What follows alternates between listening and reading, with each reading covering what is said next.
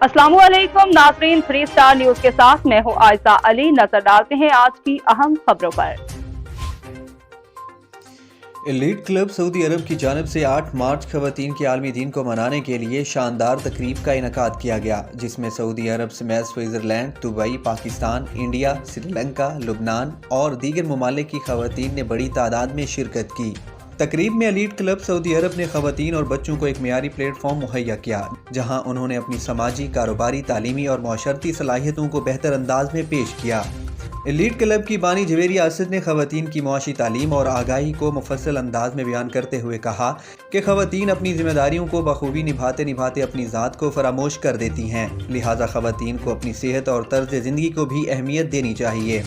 तकरीब से सबा इदरीस, सुमेरा हारून, सारा डारा, मरियम रियाज, लाला रुख शाहिद, हिना वहाब, सलमा मोहम्मद और दीगर ने भी खिताब करते हुए ज़िंदगी के उतार चढ़ाव के हवाले से अपनी कामयाबियों और अहदाफ के हसूल के सफ़र को मुतासिर कुन अंदाज में पेश किया।